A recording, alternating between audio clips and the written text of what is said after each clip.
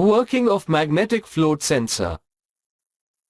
Magnetic float sensors, also known as magnetic level sensors, are devices used to detect liquid levels in tanks or containers. They work on the principle of magnetic fields and buoyancy. The sensor consists of two main components, a float and a stationary sensor. The float contains a magnet, and it moves up and down with the liquid level. The stationary sensor, which is mounted inside the tank, contains a reed switch or a Hall effect sensor. When the float moves up or down with the liquid level, the magnet inside the float causes the magnetic field to change around the sensor. The reed switch or Hall effect sensor detects these changes in the magnetic field and sends a signal to the control system, which can then interpret the signal to determine the liquid level in the tank. In this way, the magnetic float sensor provides a non-contact method of measuring liquid levels without the need for direct contact with the liquid. Stainless steel 316 grade molded contact type water level sensor. Working of conductive stainless steel sensor. A conductive stainless steel water level sensor is typically used to measure the level of liquid in a container or tank. It works on the principle of electrical conductivity, where the presence of liquid completes an electrical circuit. The sensor typically consists of two stainless steel probes, one at the bottom of the tank and the other at the desired liquid level. The probes are made of a highly conductive material, such as stainless steel, to allow for the flow of electric current. Working of conductive stainless steel sensor. When the liquid in the tank rises to the level of the upper probe, it completes the circuit between the two probes, allowing electric current to flow. The sensor then sends a signal to a control system, which can be used to trigger alarms, pumps, or other devices. In some cases, multiple probes may be used to measure multiple levels within a tank. The sensor may also be designed to work with liquids of varying conductivity, allowing it to be used with a wide range of fluids.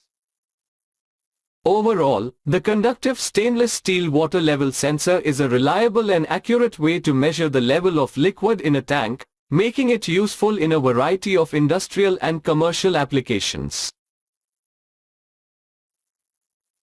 Connecting the magnetic float sensor.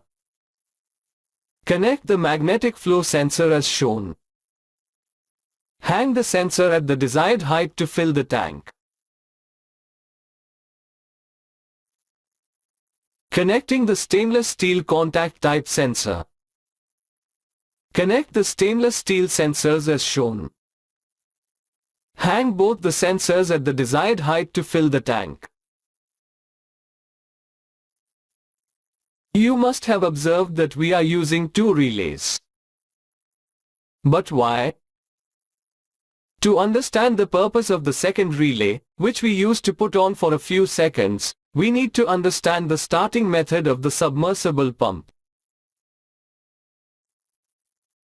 Submersible pump motors are typically designed with two windings, a main winding and a starting winding. The main winding is used to maintain the rotational speed of the motor, while the starting winding provides the initial torque required to get the motor moving.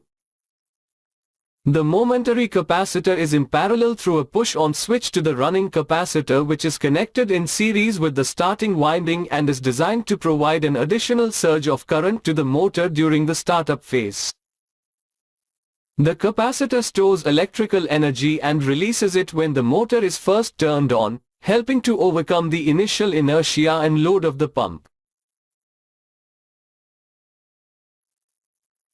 The momentary capacitor, connected through the relay, is only needed for a brief period of time during startup, and once the motor is in motion, it is no longer necessary. The capacitor is designed to discharge quickly, allowing the motor to transition to steady-state operation without any negative effects. Without the momentary capacitor, submersible pump motors may struggle to start, requiring a much higher current draw and potentially damaging the winding insulation or other components of the motor. By providing the initial surge of current with the momentary capacitor, the motor can start smoothly and reliably, extending the life of the pump and its components. Let's now explore the starter panel of the submersible pump. Before being placed in the well, the submersible pump and motor are coupled together. This represents the control panel of the submersible pump. Now, let's take a closer look at the elements comprising the starter panel. Start button. Stop button. Ampere meter to measure current drawn by the motor. To read the applied voltage across the motor, use the push button switch to connect the voltmeter. Before initiating motor operation, it is crucial to verify the voltage across the motor. Ideally, the voltage should fall within the range of 220 to 250 volts. Once the motor is started by pressing the start button for a duration of 2 to 3 seconds, the initial current draw may reach approximately 20 amps.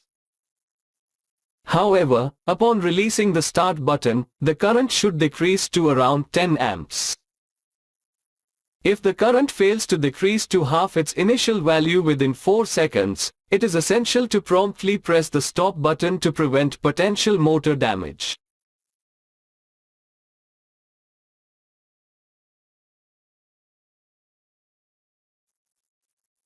Now, let's examine the components within the starter panel. A clearer understanding will be obtained as we analyze the wiring diagram of this panel on the following slide. Start button. Stop button. Ampere meter. Voltage meter. Start capacitor. Run capacitor. Contactor. Terminal block. Panel wiring diagram. Now, it's time to understand the starter panel's electrical connection and try to understand how the operation is performed. Upon pressing the start button for a duration of 2 to 4 seconds, the contactor coil is activated, leading to the initiation of the contactor terminals. This action is accompanied by the placement of the start capacitor in parallel to the run capacitor, thereby providing more power to tackle the mechanical inertia caused by the reverse voltage generation. After the duration, the switch is released. In case you have operated the submersible pump starter panel, you would have noticed that the initial current draw is almost twice the normal current. However, once the pump motor attains the proper starting speed, the current consumption reduces to nearly half. If the current does not reduce after 2 to 4 seconds, it is essential to manually stop the pump by pressing the stop button. If not, the motor and the electric wires could get damaged.